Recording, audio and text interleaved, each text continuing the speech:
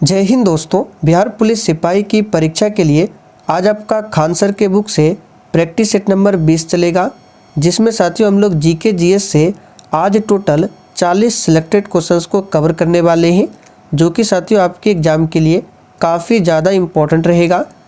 तो साथियों आप सभी पूरा वीडियो को ध्यान से देखिए और आज के इस 40 क्वेश्चन में आप कितने क्वेश्चन सही कर पाते हैं ये आपको सेशन के लास्ट में कमेंट करके बताना है। तो चलिए फ्रेंड्स, रात के 8 बज चुके हैं, फटाफट से आप सभी लाइव में आ जाइए। तो देखिए आज का पहला क्वेश्चन है, भारत में सबसे बड़ा प्राकृतिक बंदरगाह कौन सा है? चेन्नई, कलकत्ता, विशाखापत्तनम या फिर डी मुंबई बंदरगाह। चलिए क्वेश्चन नंबर 1 के लिए आप सभी आंसर बताइए। भारत का सबसे बड़ा प्राकृतिक बंदरगाह कौन सा है? तो साथियों यहाँ पर इस क्वेश्चन का आंसर हो जाएगा ऑप्शन डी मुंबई बंदरगाह। ये भारत का सबसे बड़ा क्या है? प्राकृतिक बंदरगाह है। यहाँ पर डी ऑप्शन आपका सही जवाब है, मुंबई। आगे देखिए, किस दिन पृथ्वी सूर्य के सर्वाधिक दूरी पर होती है? चलिए सिंपल सा क्वेश्चन है, लेकिन आपके एग्जाम में पूछा जाता है, आंसर बताइए।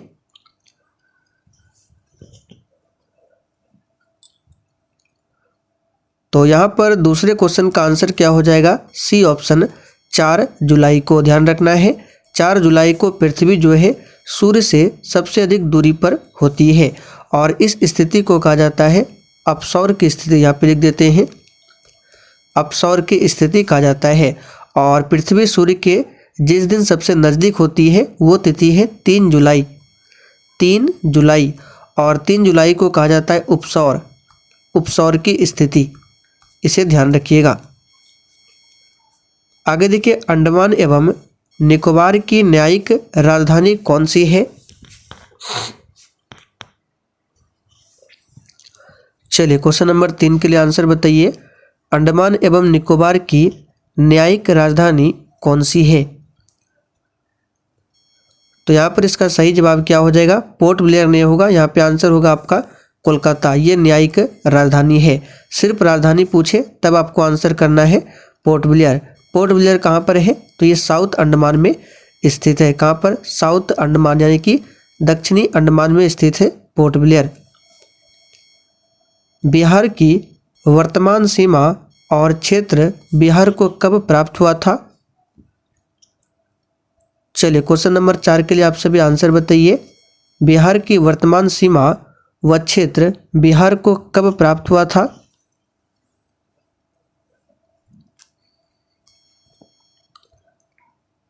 तो साथियों जिस दिन झारखंड बिहार से अलग हुआ था उसी दिन बिहार की वर्तमान सीमा और क्षेत्र प्राप्त हुआ था। तो यहाँ पर इसका सही जवाब है 15 नवंबर 2000 को। बिहार की स्थापना कब होती है? 22 मार्च 1912 को। 22 मार्च 1912 को। इसलिए प्रत्येक वर्ष 22 मार्च को क्या मनाते हैं? बिहार दिवस। और इसी दिन विश्व जल दिवस भी मनाया जाता है। 22 अप्रैल को विश्व पृथ्वी दिवस मनाया जाता है। भारत भ्रमण पर आए ह्वेनसांग ने किस नगर का विस्तृत विवरण अपने यात्रा वृत्तांतों में किया है? चलिए क्वेश्चन नंबर 5 के लिए आप सभी आंसर बताइए। ह्वेनसांग की एक पुस्तक है सी युकी। यहाँ पे लिख देते हैं सी युकी। ये ह्वेनसांग की पुस्तक है। इसी पुस्तक में इन्होंने पाटलिपुत्र नगर का विस्तृत विवरण अपने यात्रा वृत्तांत यानी सी युकी में किया है। तो यहाँ पर पहला ऑप्शन आपका सही जवाब है। ह्वेनसांग किसके शासनकाल में भारत आया था? तो याद रखिएगा, ह्वेनसांग जो है हर्षवर्धन के शासनकाल में भारत आया था।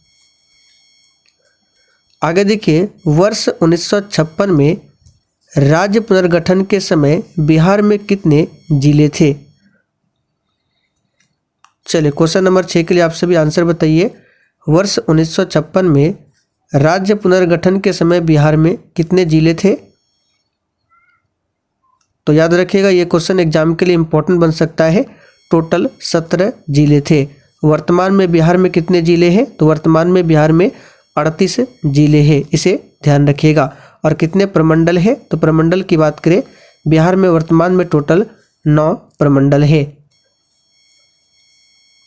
बिहार केसरी किसे कहा जाता है? चलिए आंसर बताइए साथ के लिए, बिहार केसरी किसे कहा जाता है?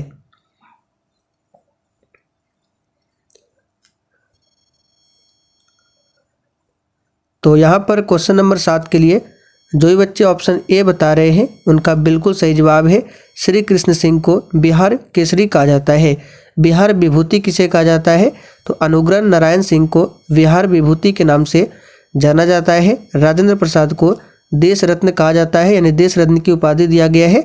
जयप्रकाश नारायण को लोकनायक की उपाधि दिया गया है।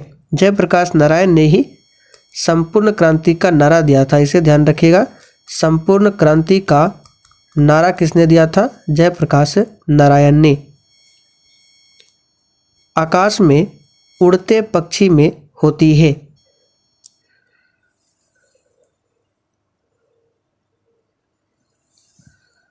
चलिए क्वेश्चन नंबर 8 के लिए आंसर बताइए।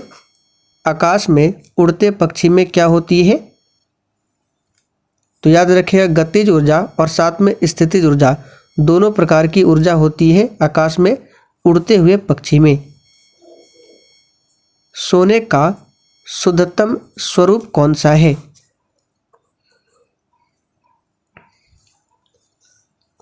तो सिंपल सा क्वेश्चन आप सभी जानते हैं, 24 कैरेट का जो गोल्ड होता है प्योर होता है। यहाँ पर पहला ऑप्शन आपका सही जवाब है। आगे देखिए, कोयला किस प्रक्रिया से बनता है?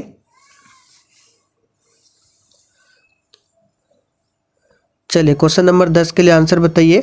और देखिए आप सभी को बता देते हैं, आज के इस प्रैक्टिस सेट में 50 क्वेश्चन नहीं है। आज के प्रैक्टिस सेट में हमने 40 क्वेश्चन को ही रखा है। तो साथियों, कोयला जो है टोटल 4 प्रकार का होता है। सबसे उच्चतम कोटि का कोयला एंथ्रासाइट कोयला है, एंथ्रासाइट। और सबसे लो क्वालिटी का कोयला पूछे पीट कोयला है। भूरा कोयला किसे कहा जाता है? तो कोयला का एक प्रकार है लिग्नाइट, जिसे भूरा कोयला भी कहा जाता है। तो कोयला जो बनता है ये बनता है कार्बोनाइजेशन प्रक्रिया से। इन्वर्टर बैटरी में कौन सा एसिड उपयोग में लिया जाता है?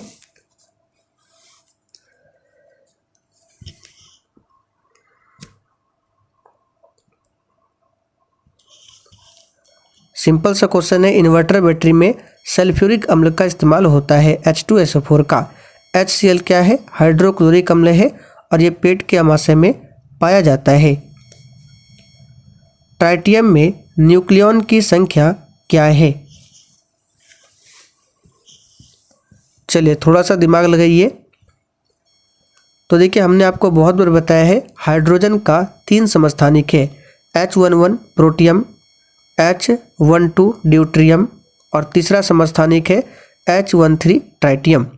तो H13 में आपको बताना है न्यूक्लियॉन्स की संख्या। तो यहाँ पर जो इसका आंसर हो जाएगा डी ऑप्शन हो जाएगा। ट्राइटियम में न्यूट्रॉन 2 है और प्रोटॉन 1 है। कैसे? तो न्यूट्रॉन की संख्या कैसे निकालते हैं? तो देखिए 3 में ये जो 3 है इसमें 1 को माइनस कीजिए तो ये हो जाएगा 2। तो ये आपका हो गया न्यूट्रॉन और नीचे क्या है? ये प्रोटॉन की संख्या है। तो प्रोटॉन की संख्या 1 है और न्यूट्रॉन कितने हैं? 2 है। न्यूट्रॉन की संख्या क्या होता है आपने पढ़ा होगा, यहाँ पे A बराबर P प्लस N। तो N निकालना है तो ये हो जाएगा आपका A माइनस P। तो A हो गया यानी द्रव्यमान संख्या ऊपर 3 और नीचे P क्या है?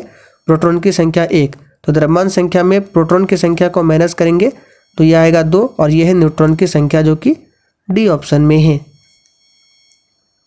टाइलिन नामक एंजाइम किस ग्रंथि से में बनता है? देखिए टाइलिन नामक एंजाइम जो है ये पाया जाता है लार में और ये बनता है लार ग्रंथि में। यहाँ पर सी ऑप्शन आपका सही जवाब है, लार ग्रंथि में। प्रिज्म से गुजारने पर प्रकाश का कौन सा रंग सबसे अधिक विचलन दर्शाता है? चलिए क्वेश्चन नंबर 14 के लिए आंसर बताइए। प्रिज्म से गुजारने पर प्रकाश का कौन सा कलर सबसे अधिक विचलन दर्शाता है? तो ये है बैगनी कलर। यहाँ पर सी ऑप्शन आपका सही जवाब है। और सबसे कम विचलन कौन होता है? लाल कलर। जब कोई पिंड वायुयान से गिराया जाता है तब इसकी खाली स्थान बढ़ जाती है।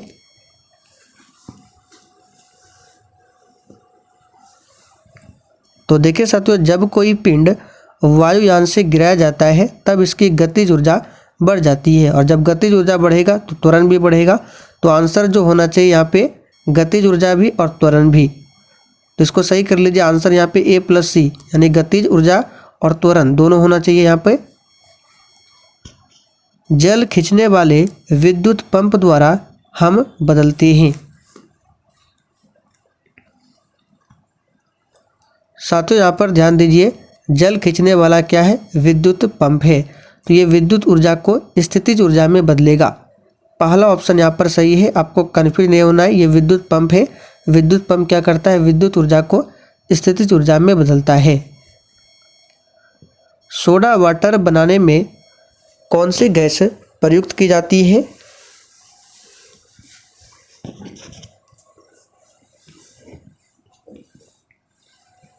तो देखिए दोस्तों, सोडा वाटर को बनाने में कार्बन डाइऑक्साइड का इस्तेमाल होता है। तो यहाँ पर देख सकते हैं बी ऑप्शन में दिया हुआ है कार्बन डाइऑक्साइड। कार्बन डाइऑक्साइड वायुमंडल में कितना प्रतिशत है? 0.03% है। ऑक्सीजन कितना है? लगभग 21% है। सबसे अधिक क्या है? तो सबसे अधिक नाइट्रोजन है 78%। और ब्रह्मांड में पूछे सबसे अधिक क्या है? Hydrogen gas. क्रिकेट की गेंद को किस कोण से मारा जाना चाहिए ताकि वह अधिकतम क्षैतिज दूरी तक जा सके?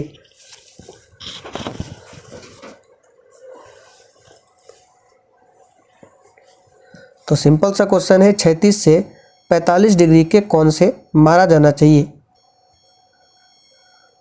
आगे देखिए, निम्नलिखित में से कौन सा सर्वोत्तम विद्युत का चालक है?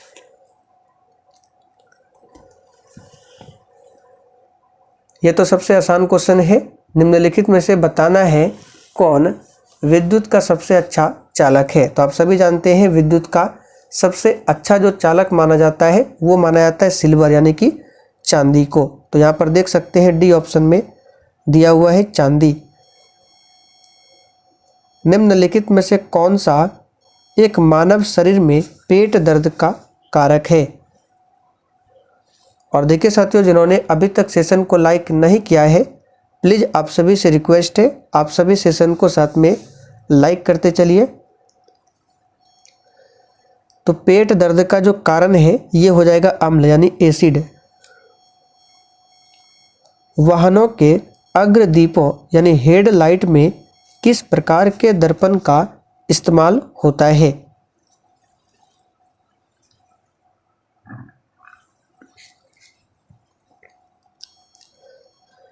तो हेडलाइट में अवतल दर्पण का इस्तेमाल होता है और साइड मिरर में उत्तल दर्पण का इस्तेमाल होता है। और यहाँ पे अवतल दर्पण अगर फोकस दूरी पूछे, अवतल दर्पण में फोकस दूरी क्या होती है? ऋणात्मक। अवतल दर्पण की फोकस दूरी क्या होती है? ऋणात्मक। और उत्तल दर्पण की फोकस दूरी पूछे तो धनात्मक होती है। और समतल दर्पण की फोकस दूरी अनंत। प्रत्युपकार में कौन सी संधि है?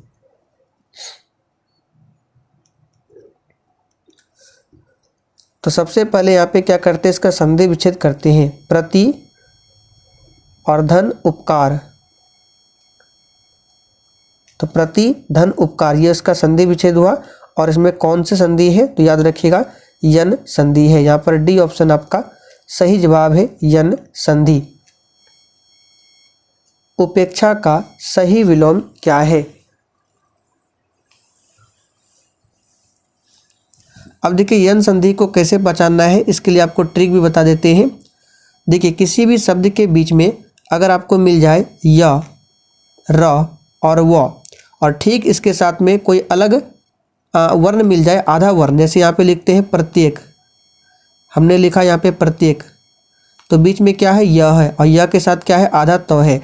तो इसी प्रकार से य, र और व इसके साथ कोई अलग वर्ण मिल जाए लेकिन आधा मिलना चाहिए, तो ये होता है आपका यन संधि। जैसे प्रत्युपकार में देख सकते हैं बीच में क्या है? य है और य के साथ क्या है? आधा त है।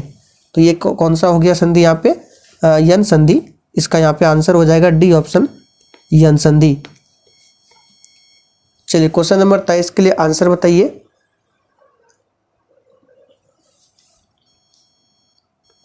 तो उपेक्षा का सही विलोम होता है यहाँ पे अपेक्षा। स्वामी विवेकानंद किस क्षेत्र में धर्म के शिकागो सांसद को संबोधित किया था? संसद को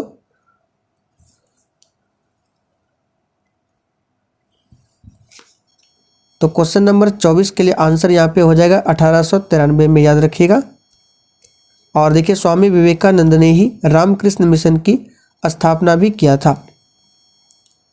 स्वतंत्रता सेनानी अरविंद घोष का अलीपुर बम मामले में किसने बचाव किया था?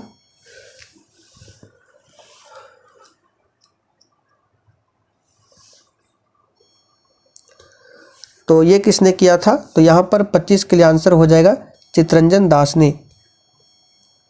वर्ष 1792 में वाराणसी में संस्कृत कॉलेज की स्थापना किसने किया था?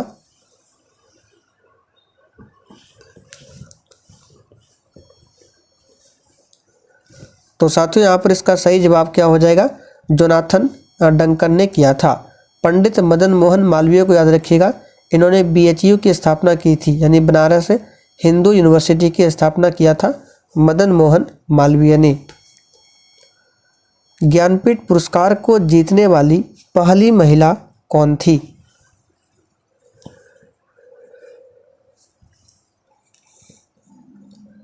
तो साथियों ज्ञानपीठ पुरस्कार को जीतने वाली पहली महिला कौन थी? तो याद रखिएगा आशापूर्णा देवी। नियाग्रा जलप्रपात कहाँ पर है?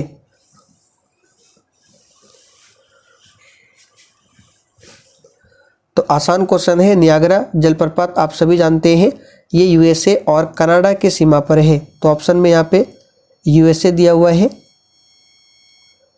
निम्नलिखित में से क्या बहुल कार्यपालिका का उदाहरण है? यानी कि इन चारों ऑप्शन में से कौन सा देश है जहां पर क्या है? बहुल कार्यपालिका है, यानी कि एक से अधिक कार्यपालिका है। भारत में तो देखिए एक ही कार्यपालिका है। तो ये देश है स्विट्जरलैंड, जहाँ पे क्या है? बहुल कार्यपालिका है। स्विट्जरलैंड की राजधानी कहाँ पर है? आप लोग थोड़ा सा कमेंट करके बताइए, स्विट्जरलैंड की राजधानी कहाँ पर है? भारत के संविधान में शामिल राज्य के नीति निर्देशक सिद्धांतों की अवधारणा किसके संविधान से ली गई थी?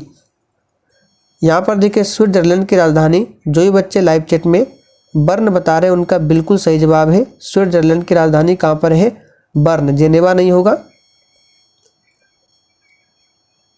तो इसका सही जवाब है आयरलैंड के संविधान से लिया गया है। राज्य का जो नीति निर्देशक तत्व है इसे संविधान के भाग 4 और आर्टिकल की बात करें तो आर्टिकल 36 से लेकर 51 तक में रखा गया है। 36 से लेकर 51 तक में।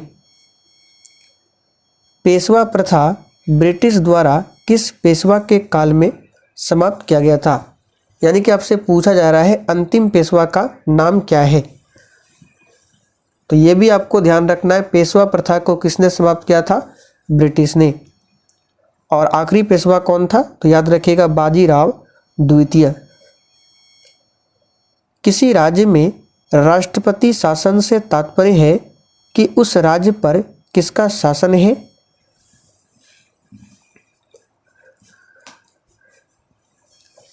सही जवाब है राज्य के राज्यपाल का। यहाँ पर डी ऑप्शन आपका सही जवाब है। राष्ट्रपति शासन है आर्टिकल 356 में। 352 में राष्ट्रीय आपात है, 360 में वित्तीय आपात है।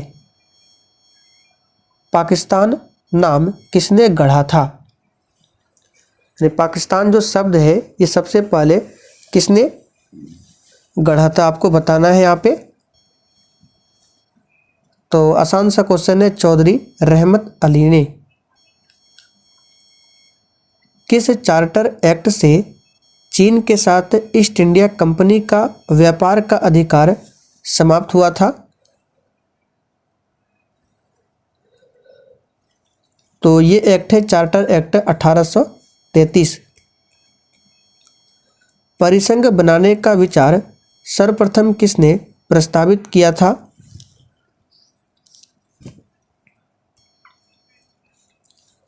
सही आंसर है नेहरू रिपोर्ट 1928।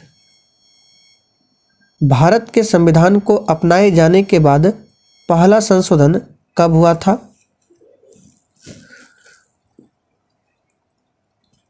सही आंसर है 1951 में, याद रखिएगा। और इसी संशोधन के तहत संविधान में 9वीं अनुसूची को जोड़ा गया था, जो कि भूमि सुधार से संबंधित है। किससे? भूमि सुधार से।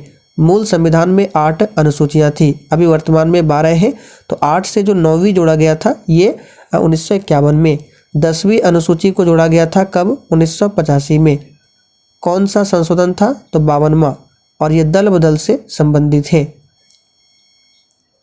ज्ञानपीठ पुरस्कार के प्रथम विजेता कौन थे? अभी हमने देखा ज्ञानपीठ पुरस्कार पाने वाली प्रथम महिला आशापूर्णा देवी, लेकिन यहाँ पे पुरुष में बताना है, तो ये हो जाएगा जी.एस. कुरूप, यानी जी शंकर कुरूप, जो कि बी ऑप्शन में दिया गया है। इनको साल 1965 में ज्ञानपीठ पुरस्कार दिया गया था। जी शंकर कुरूप मलयालम भाषा के कवि हैं। सलमान रुश्दी की निम्नलिखित रचनाओं में से प्रथम रचना कौन सी थी?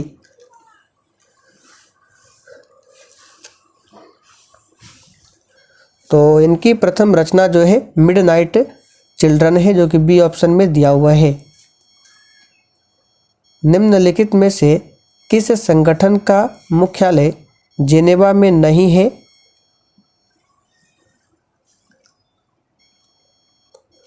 तो विश्व व्यापार संगठन, इसका हेडक्वार्टर जेनेवा में है। विश्व स्वास्थ्य संगठन इसका भी है। अंतर्राष्ट्रीय श्रम संगठन इसका भी है। यहाँ पे डी ऑप्शन आपका सही जवाब है। अंतर्राष्ट्रीय नागर विमानन सेवा, इसका हेडक्वार्टर कहाँ पर है? तो ये जेनेवा में नहीं है। राष्ट्रीय एकता दिवस किस तिथि को मनाया जाता है?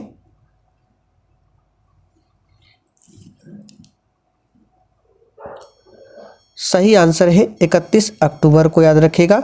31 अक्टूबर को राष्ट्रीय एकता दिवस मनाया जाता है।